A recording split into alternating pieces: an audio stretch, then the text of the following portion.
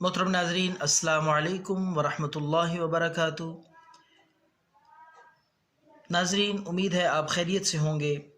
آج آپ کے سامنے اس مختصر سی چھوٹی سی ویڈیو میں قائد آباد میں ہونے والے اندھوناک واقعے کے حقائق کھولوں گا کہ اصل حقیقت کیا ہے، اور تھوڑی سی بھی عقل و شعور رکھنے والا انسان یہ سمجھ لے گا کہ اصل قصوروار کون ہے۔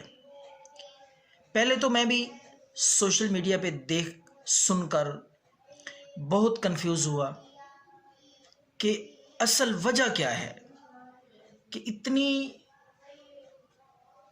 جارحانہ انداز میں اس شخص نے ایک بینک مینیجر کو جان سے مار دیا۔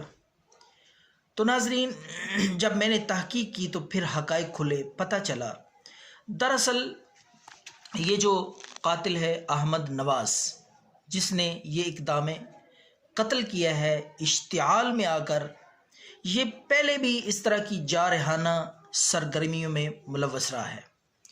4 ماہ قبل اس شخص نے اپنے ہی ساتھی بینک ملازم، بینک کے گارڈ کو معمولی تلخ کلامی پہ گلا دبا کر مارنے کی کوشش کی تھی، تو اسے بینک ملازمت سے فارغ کر دیا گیا، لیکن بعد میں اس نے سیاسی اثر و رسوخ کی بنا پر دوبارہ ملازمت حاصل کی اور اسے بحال کر دیا گیا۔ تو موصوف کا نہ صرف بینک سٹاف کے ساتھ یہ رویہ رہا ہے، بلکہ آنے جانے والے دوسرے جو عام لوگ ہیں، معاشرے کے عام افراد ہیں، ان کے ساتھ بھی اکثر اس کا جھگڑا رہتا ہے۔ معمولی باتوں پہ یہ الجھ جاتا ہے لوگوں سے، اور اس طرح جارحانہ کارروائیوں میں یہ پہلے بھی ملوث رہا ہے۔ 4 دن قبل بینک مینیجر کے بھائی سے بھی یہ الجھا ہے۔ موصوف کا جھگڑا معمولی باتوں پہ لوگوں سے ہو جاتا ہے۔ بینک مینیجر ملک محمد عمران حنیف۔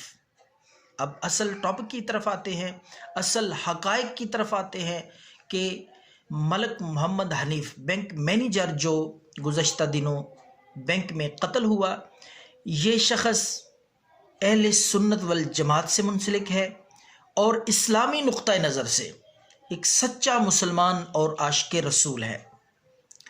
اس کا واضح ثبوت گھر میں بنایا جانے والا اسلامی تعلیمات کے فروغ کے لیے وہ مدرسہ ہے جو بچیوں کے لیے اس نے بنایا ہوا ہے۔ اس کی اسلام کے ساتھ، دین کے ساتھ والہانہ محبت کا یہ منہ بولتا ثبوت ہے بچیوں کا مدرسہ۔ ملک محمد عمران مینیجر 4 دن قبل ہی قائد آباد کی ایک مسجد میں 5000 روپے ہدیہ اپنے ہی گارڈ اور ملازم کو دے کے بھیجتا ہے، اور یہ کہتا ہے کہ اس میری خدمت کو، اس میری رقم کو جو میں مسجد کے لیے بھیج رہا ہوں، مخفی رکھا جائے۔ تو اس طریقے سے مسجد میں رقم بھجوانا اور اسلام کے ساتھ والہانہ محبت رکھنا، دینی سرگرمیوں میں اس طرح منسلک رہنا، ایک واضح اس کی محبت کا منہ بولتا ثبوت ہے۔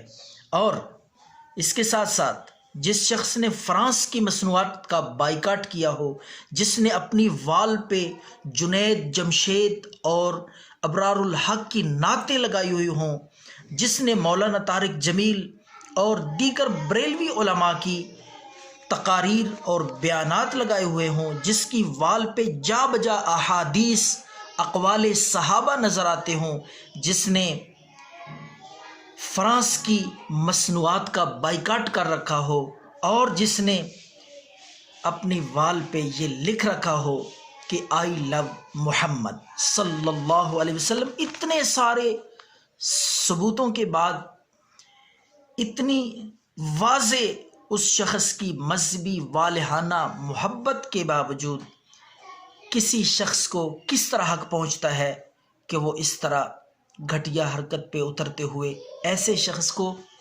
مار ڈالے۔ اللہ رب العالمین ہمیں محفوظ رکھے، ہمارے ملک کی حفاظت فرمائے۔ والسلام۔